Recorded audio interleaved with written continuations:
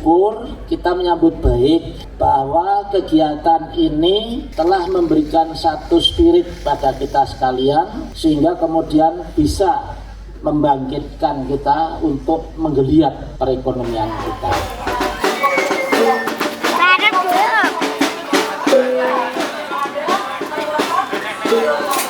Pusat Studi Ekonomi Kerakyatan Universitas Gadjah Mada, ibaratnya kalau dalam istilah Jawa itu tumbuh oleh tutup. Jadi naluri masyarakat yang memang ingin tidak menyerah begitu saja pada pandemi, Universitas Gadjah Mada sebagai universitas kebangsaan, universitas kerakyatan, peka terhadap kondisi itu dan kemudian terjun ke lapangan.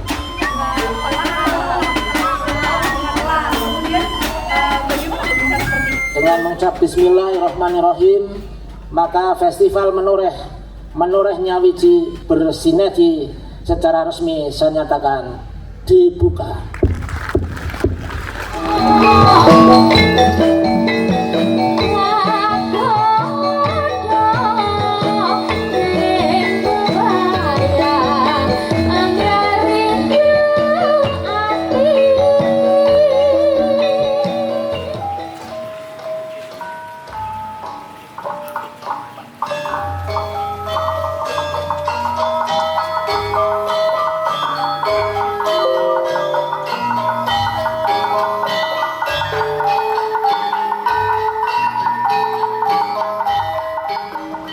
Teman-teman sekalian, saya sudah sampai di Desa Banjar Asri, desa yang kemarin menjadi tempat atau lokasi penyelenggaraan Festival Menoreh tahun 2021. Festival Menoreh itu adalah salah satu agenda kegiatan yang diselenggarakan oleh 7 desa di kawasan lingkar Menoreh. Jadi program ini adalah program yang digunakan untuk menampilkan berbagai potensi-potensi seni dan berbagai potensi-potensi budaya yang ada di dalam masyarakat di kawasan lingkar Menoreh. Fustek UGM itu melakukan berbagai bentuk kegiatan-kegiatan di dalam rangka mendorong akselerasi peningkatan kesejahteraan masyarakat, pengurangan kemiskinan, ketimpangan melalui optimalisasi potensi-potensi sosial, budaya, dan juga potensi-potensi ekonomi yang ada di masyarakat. Nah, Festival Menoreh itu adalah salah satu kegiatan yang dimaksudkan untuk tadi mendorong akselerasi khususnya wisata budaya yang dimiliki oleh masyarakat yang ada di kawasan lingkar Menoreh ya. Ini yang saya kira harapannya semua potensi-potensi itu bisa kemudian dikembangkan dengan baik, dengan lancar sehingga bisa menjadi sebuah kawasan yang terpadu di dalam rangka mendorong pengentasan kemiskinan. Sekarang kita akan bertemu dengan beberapa tokoh-tokoh masyarakat, para pelaku-pelaku seni budaya yang kemarin ikut berperan di dalam Festival Menoreh yang kita selenggarakan tahun 2021. Oleh karena itu, teman-teman ikuti saya.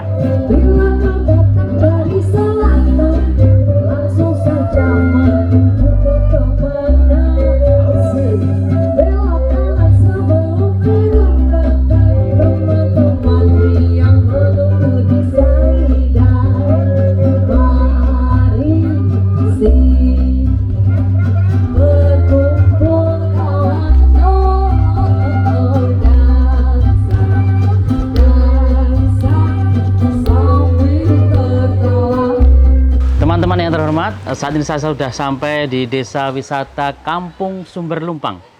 Desa Wisata Kampung Sumber Lumpang ini di Dusun Kanoman 1, Banjararum, Kalibawang, Kulon Progo. Dan saat ini saya sudah bersama dengan Ibu Sri Handayani, Ketua Kelompok Wanita Tani Cempaka yang ada di Dusun Kanoman ini. Selamat pagi, Bu. Ya, selamat pagi, Pak. Pripun kabaripun, Bu? Ya, alhamdulillah semua sehat-sehat semua. Alhamdulillah, Bu. Ini sedang sibuk apa ini, Bu? Ibu-ibu kelompok wanita tani. Ini ibu-ibu pada kerja bakti di setiap anggota. Jadi seluruh anggota kerja bakti ke rumah-rumah anggota. Semangat gitu. Luar biasa nih, Ya, Bu. alhamdulillah. Apa bisa kita tengok ke sana, Bu? Monggo Ibu-ibu bisa. kelompok wanita tani. Ya, sekarang baru kerja bakti di tempatnya Ibu Supriyem. Kula nuwun Ibu-ibu. Nggih. Nggih, pripun kabare, Bu? Sehat. Nggih, alhamdulillah nih. Panjang umur bakal waras selamat. Amin. Nggih. Anggotanya banyaknya simbah-simbah. Oh iya. Yang muda hanya beberapa. Yang semangat simbah-simbah. Nggih. Semangat nggih Ibu, nggih. Semangat. Saya semuanya nggih. Nggih. Mungkin Bu Sri bisa cerita ya Bu, kegiatan-kegiatan kelompok wanita tani yang ada di sini apa aja Bu? Nggih. Oh, kegiatannya ini khusus untuk penanaman tanaman sayuran yang ada di pekarangan yang sering dikonsumsi, juga mudah ditanam.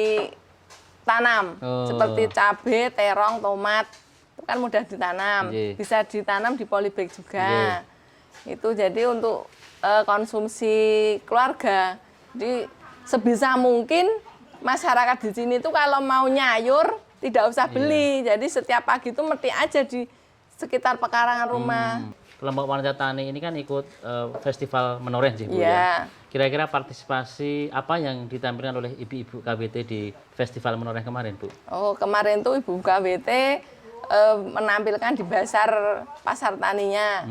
Untuk di festival menoreh itu kita menampilkan berbagai macam sayur mayur yang kita tanam, kita jual di sana. Olahan yang bisa kita buat, kita jual di sana. Alhamdulillah dapat berjalan dengan lancar. Juga ibu-ibu juga ada pemasukan juga. Terus untuk yang ini Kampung Sumber Lumpang kemarin di Festival Menoreh mengedepankan wisata edukasi kebudayaan dan permainan tradisional yang sangat sekarang kan anak-anak sudah beralih ke gadget ya. Itu mainnya hanya game. Terus kita berpikir kalau anak-anak itu bermainnya game terus permainan tradisional akan hilang. Terus kita berinisiatif itu bagaimana kalau Kampung Sumber Lumpang ini kita jadikan edukasi wisata permainan untuk anak-anak yang seperti egrang, seperti dakon, seperti gobak sodor. Anak-anak sekarang sudah tidak mengetahui apa itu permainan itu, padahal itu sangat membantu untuk pertumbuhan anak-anak itu sehingga tidak hanya bermain gadget terus. Oke, saya kira potensi yang luar biasa sih Bu ya. Ini saya kira memang harus dirawat, mendorong tadi, menjaga semangatnya dari ibu-ibu, dari semua kalangan pemuda dan juga anak-anak yang ada di sini. Memang saya kira betul Bu, bahwa adanya budaya itu yang harus kemudian kita lestarikan, kita uri-uri ya, karena kalau bukan kita siapa lagi? Ya betul. Ya, ini yang saya kira harus mungkin terus untuk maju dan semangat Bu. Amin. Gimana Pak? Mungkin bisa ditunjukkan Pak cara untuk mencet bahasa Indonesia apa ya? Iya, mencet. Mencambuk, oke. Oke. Gimana Pak? Mungkin bisa ditunjukkan Pak cara untuk apa ya mencambuk ini saya kira adalah untuk jatilan atau barongan ya Pak ya? Nggih. Oke.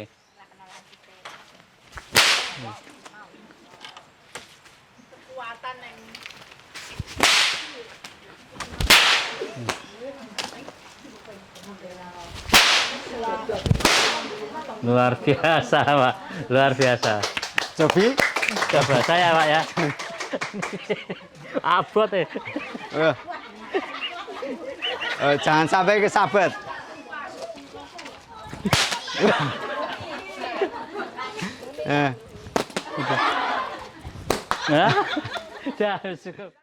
Demikian perjalanan saya di desa wisata di Sumber Lumpang di Kanoman ini. Saya kira tadi insight yang luar biasa dari ibu-ibu kelompok wanita tani yang menjadi modal dasar bagi pembangunan. Dan mari kita terus berjalan, kita ke narasumber berikutnya. Ikuti saya.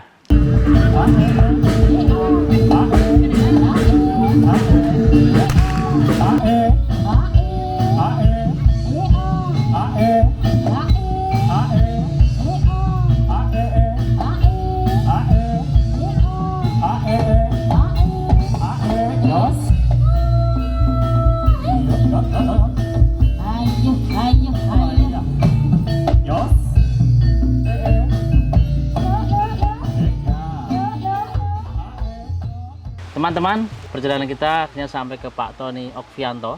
Pak Tony Okvianto ini adalah salah satu tokoh pemuda dan ketua Badan Usaha Milik Desa di Desa Banjar Arum di Kalibawang, Kulon Progo.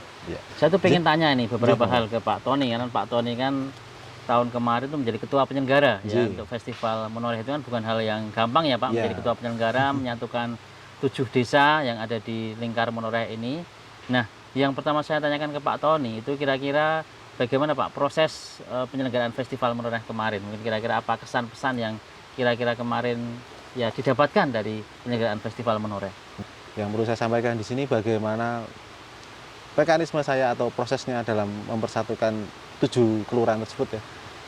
Mungkin yang pertama niat kita dari awal Pak, kalau kita memang sudah komitmen untuk kemajuan bersama di 7 kelurahan itu pasti insya Allah akan diberikan kemudahan. Memang pada awal-awalnya ego sektoral masing-masing kelurahan itu ingin menampilkan apa yang ada potensi di wilayah itu memang besar.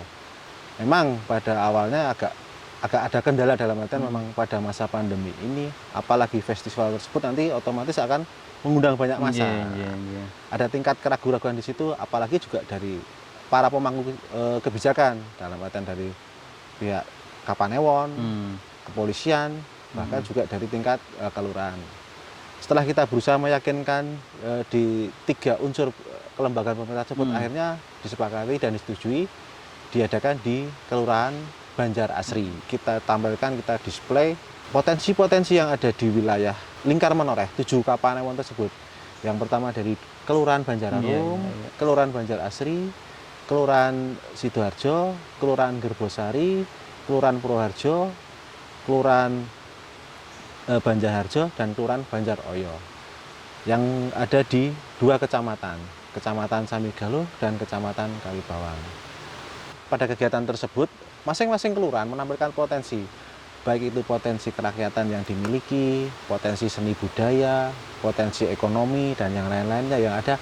Monggo secara massal kita tampilkan, dieksplor selama 3 hari. Ternyata pergerakan ekonomi baik dari KWT ataupun dari PKK yang ada berbazar atau berjualan di festival tersebut memang hasilnya juga signifikan. Bahkan nyuwun sewu di kelurahan kami di Banjararum, kelompok wanita tani kami itu bahkan bisa mendapatkan omset hampir 3 juta lebih Pak dalam 3 hari tersebut. Ya, luar biasa Pak. Ya, makanya dari itu Bang, saya apresiasi sekali untuk rekan-rekan dari Pustek UGM sudah bersinergi bersama kami selaku struktural di pengelolaan lingkar Menoreh 7 kelurahan tersebut, dan harapan kami juga kedepannya nanti Festival Menoreh akan ada selanjutnya, nggak hanya berhenti di Festival Menoreh ini saja. Hambatan utamanya itu apa ya Pak kemarin, dan kira-kira strateginya itu apa yang akhirnya tadi 7 desa itu bisa berkolaborasi bersama-sama menyelenggarakan Festival Menoreh? Iya Pak, hambatan yang paling utama mungkin di masa pandemi ini adalah birokrasi gitu Pak, pengizinan gitu. Memang kita harus banyak lobby-lobby, banyak kedekatan dengan para stakeholder, para pemangku kebijakan. Ya itu memang kita harus bagaimana caranya kita bisa meyakinkan bahwa acara yang kita kemas ini itu bisa berjalan tanpa melanggar protokoler kesehatan. Selain itu juga ada hambatannya memang ego sektoral Pak. Ego sektoral itu mungkin katakanlah mungkin sebagai contoh di Kelurahan Banjarum, oh ingin saya menampilkan ini, saya menampilkan ini. Dengan potensi yang banyak ada di Kelurahan Banjarum, kami juga akan agak kesulitan kalau apabila kita harus tampilkan semua. Akhirnya kita pilih terbaik dari yang terbaik yang untuk kita tampilkan.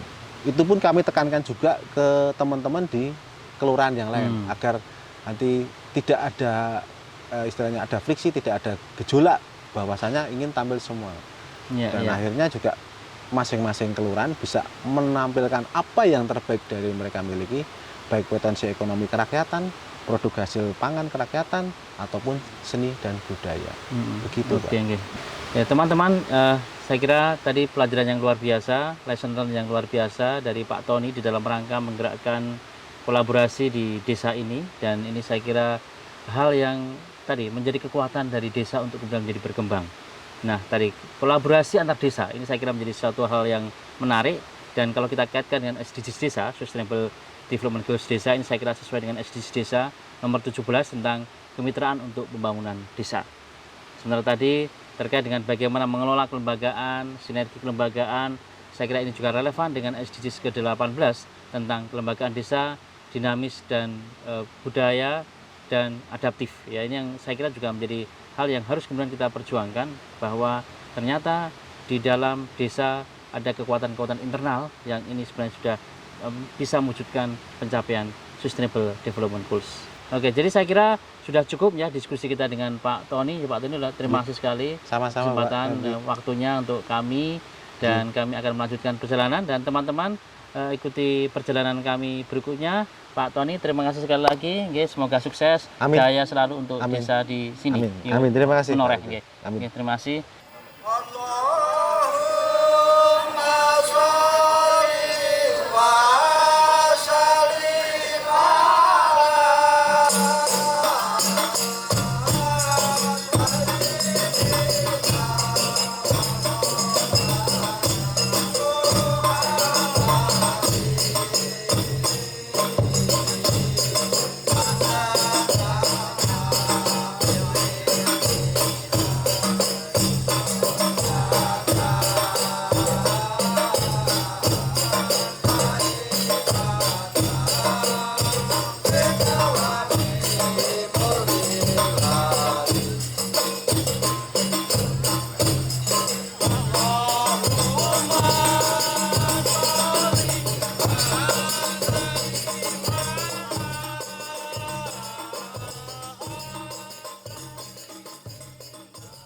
Teman-teman, saya sudah sampai di Progo-Arum, salah satu destinasi wisata yang ada di Banjar Arum, Kalibawang, Kulon Progo, dan kita akan ketemu dengan Mas Tri.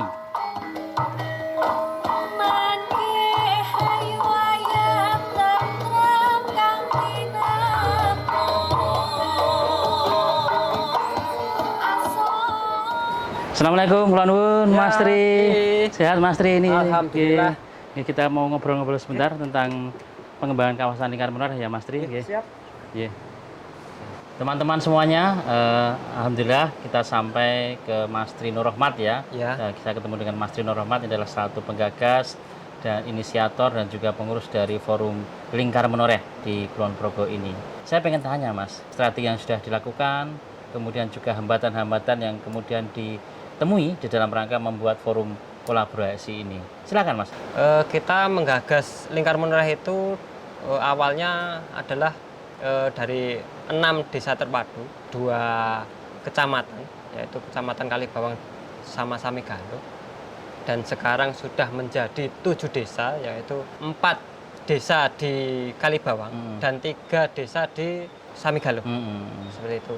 Dulu di pertama itu hanya beberapa orang dan alhamdulillah sampai saat ini bermunculan yang tertarik dengan adanya komunitas atau tempat untuk berdiskusi dari 7 desa itu sudah menghasilkan salah satunya adalah untuk kawasan wisata sendiri, yaitu paket wisata yang bergabung kerjasama lah itu. Kemarin itu sudah kita uji coba dengan beberapa wisata seperti itu gitu, karena Lingkar Menoreh ini kawasannya sangat luas, dari dataran tinggi, dataran rendah. Pastinya kalau kita tidak uji coba, evaluasi dan sebagainya, nanti wisatawan itu tidak tahu medan itu seperti apa toh. Kemarin uji coba ternyata kalau hujan itu seperti ini keadaannya, jalurnya seperti ini, kendaraan yang bisa dilalui itu dengan kriteria A sampai B gitu. Dan di awal-awal itu, sebelum itu juga kita pernah pelatihan biar nanti kalau sudah jadi ini pemasarannya gimana toh. Kita sudah membuat web, akan tetapi kembali lagi adanya keadaan COVID itu tadi. Dan di Lingkar Menoreh pun kita juga tidak hanya menggagas di wisata, gitu. Kita wisata harus berbasis budaya maupun masyarakat. Nah, kita wisata itu juga mengambil dari UMKM. Itu dari UMKM, beberapa UMKM kita masukkan. Kalau ini Mas, dampak yang sudah dirasakan apa Mas dari hasil itu? Kalau dampak yang sudah dirasakan itu, kita kemarin juga membuat event itu, alhamdulillah ya, bisa dikenal sama masyarakat, bisa saling tukar produksi, pikiran juga itu. Itu yang selama ini kita rasakan yang pasti. Oke. Kalau rencana ke depan gimana Mas Tri? Ini kan pandemi sudah berangsur memulai membaik, dan kira-kira seperti apa mungkin ke depan?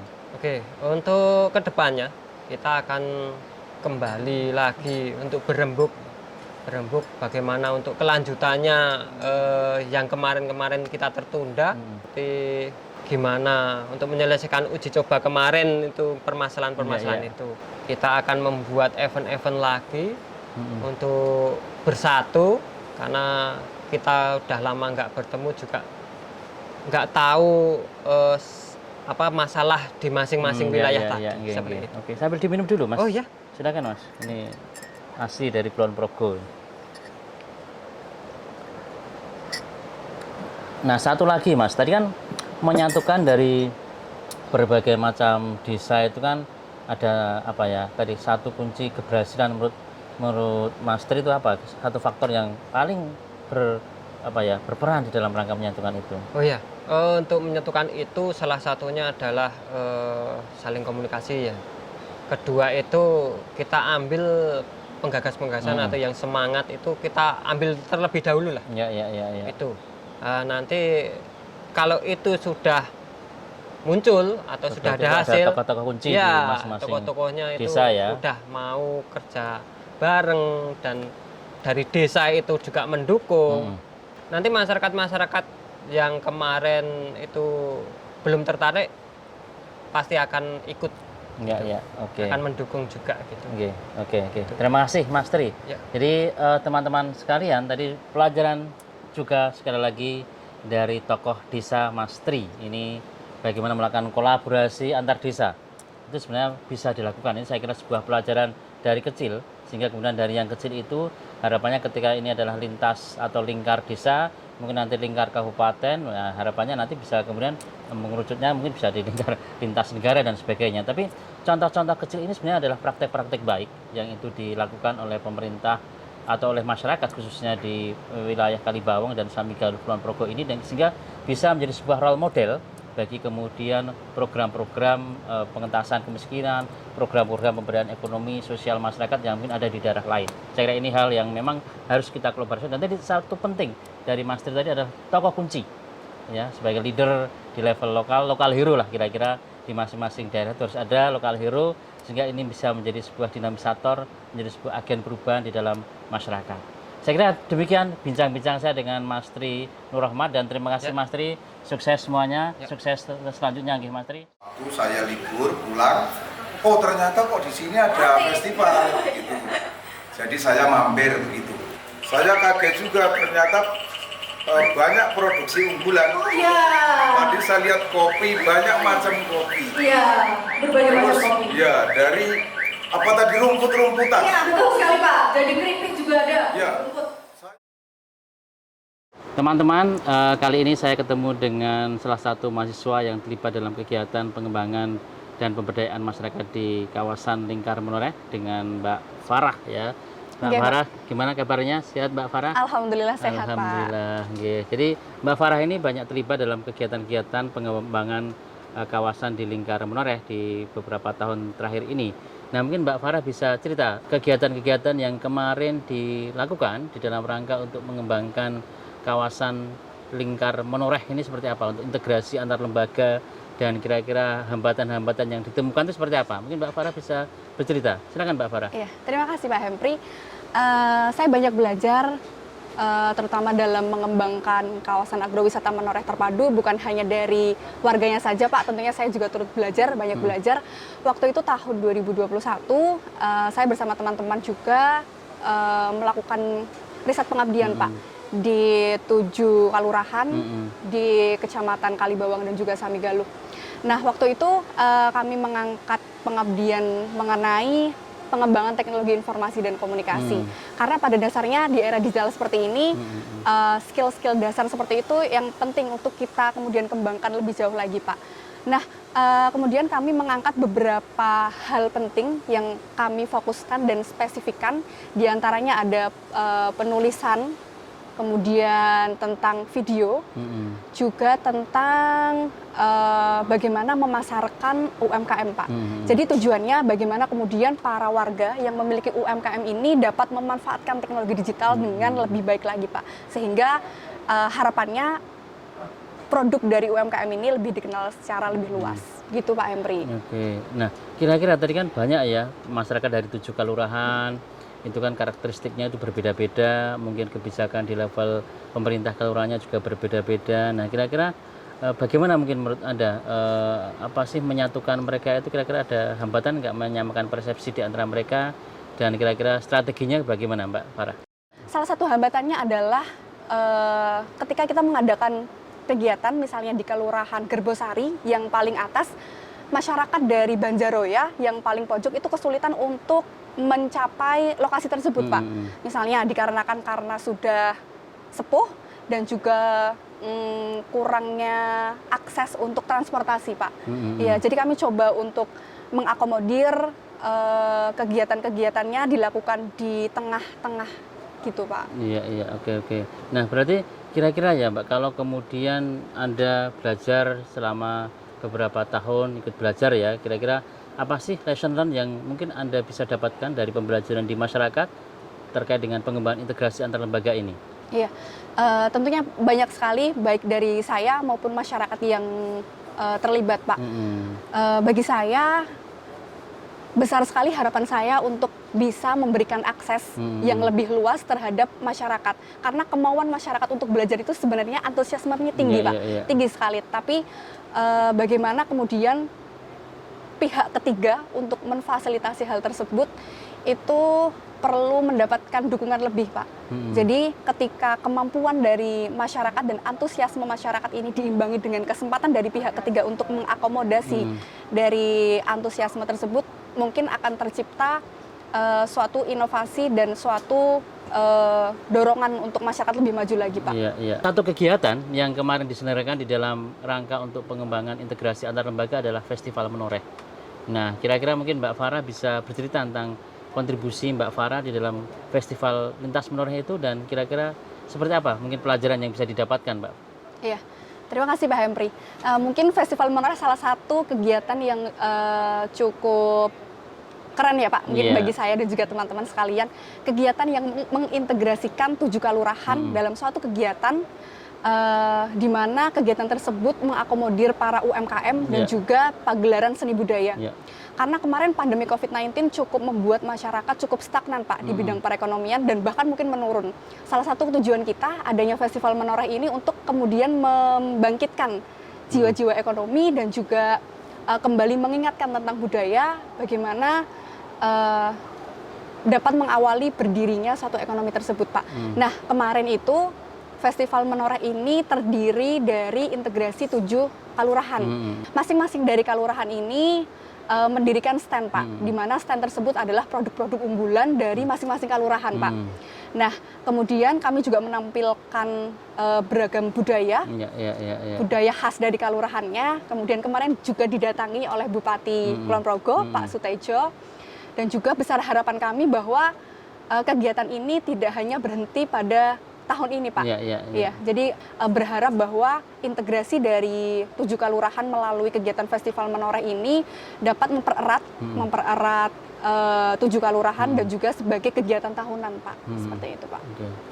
Oke, demikian bincang-bincang dengan Mbak Farah, salah satu mahasiswa yang kemarin terlibat di dalam kegiatan pengembangan dan pemberdayaan masyarakat di lingkar Menoreh. Tadi ada hal yang saya kira menjadi penting untuk kemudian disampaikan atau menjadi pelajaran untuk kita bersama, bahwa inovasi pembangunan masyarakat itu muncul dari internal dengan adanya dukungan dari eksternalitas yang kemudian akan memicu bagaimana kemudian potensi-potensi lokal, potensi-potensi yang ada individu, potensi yang ada di dalam masyarakat itu bisa berkembang. Artinya bahwa upaya pengembangan dan inovasi pengembangan masyarakat itu memerlukan sinergi dari berbagai stakeholder. Nah, saya kira ke depan kontribusi perguruan tinggi itu juga diharapkan bisa menjadi lebih besar ya di dalam rangka itu. Apalagi ketika kemudian perguruan tinggi dengan program MBKM Merdeka Belajar Kampus Merdeka itu bisa mendorong mahasiswa, mendorong dosen dan segala sivitas akademika yang dimilikinya untuk turut berkontribusi di dalam pengembangan masyarakat. Tidak hanya masyarakat yang mendapat keuntungan, tapi mahasiswa, dosen, dan sivitas akademika pun juga akan mendapatkan keuntungan dengan dia belajar bersama-sama dengan masyarakat. Sekiranya ini adalah simbiosis mutualisme yang saling menguntungkan. Kira-kira Pak Bupati mau mengambil apa Mbak Farah?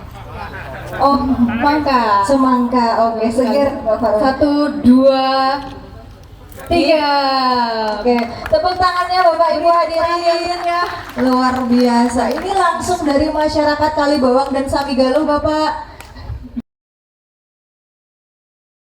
Bapak Ibu sekalian yang berkenan boleh untuk mengambil salah satu hasil bumi yang ada di gunungan tersebut dan dipersilakan untuk maju ke depan. Terlihat antusias masyarakat habis. Iya, ini semangka sudah habis. Kemudian salak ini tinggal sedikit, masih ada di bagian atas. Rambutan ini masih di pucuk atas ini ya. Susah untuk dijemput ya. Mungkin rambutan ini. Demikian perjalanan saya di beberapa desa atau kalurahan di desa wisata yang ada di Lingkar Menoreh ini. Saya kira dari perjalanan tadi ada beberapa hal yang memang kemudian perlu kita perhatikan di dalam rangka untuk mendorong integrasi antar lembaga ini. Yang pertama adalah soal bagaimana kemudian komitmen. Ini menjadi penting. Kolaborasi butuh komitmen, butuh persepsi kerjasama di antara masing-masing stakeholder sehingga menjadi satu paduan di dalam rangka untuk mendorong sebuah sinergi bersama. Yang kedua adalah bagaimana kemudian munculnya lokal hero. Saya kira munculnya lokal hero di masing-masing desa itu menjadi penting juga di dalam rangka untuk mendorong akselerasi pembangunan masyarakat yang ada di pedesaan. Nah, poin berikutnya itu adalah terkait dengan bagaimana kemudian dukungan dari berbagai stakeholder, baik itu perguruan tinggi, kemudian pihak misalnya pemerintah daerah atau pemerintah desa, kemudian juga berbagai sektor-sektor yang lain, misalnya swasta dan juga komunitas itu sendiri. Inovasi itu muncul ketika kemudian berbagai sinergi, berbagai aktor itu berkolaborasi untuk mendorong potensi-potensi yang ada di dalam masyarakat. Dan satu kata kunci penting, masyarakat pedesaan itu punya potensi yang luar biasa. Tinggal bagaimana kemudian potensi-potensi itu dioptimalisasikan, didorong oleh variabel-variabel eksternal sehingga kemudian menjadi sebuah kekuatan, menjadi sebuah modal sosial, menjadi sebuah modal sumber daya manusia yang akan berguna untuk mendorong pembangunan berkelanjutan. Demikian dari kami dalam rangka memberikan video dokumenter tentang Nyawiji Sinergi, membangun model ekonomi kerakyatan di desa wisata dalam rangka mendukung Sustainable Development Goals. Semoga kita akan bisa terus bersinergi bersama-sama dalam rangka membangun ekonomi kerakyatan, membangun ekonomi dari bawah. Itu saya kira menjadi kata kunci untuk membangun Indonesia yang berdaulat. Salam desa berdaulat, salam desa berdikari, salam ekonomi kerakyatan, dan sampai jumpa.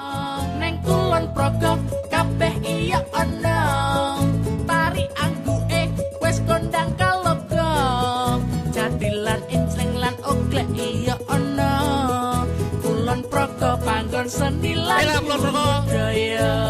Kulon progo iso natur, iso ngingu, iso gawe.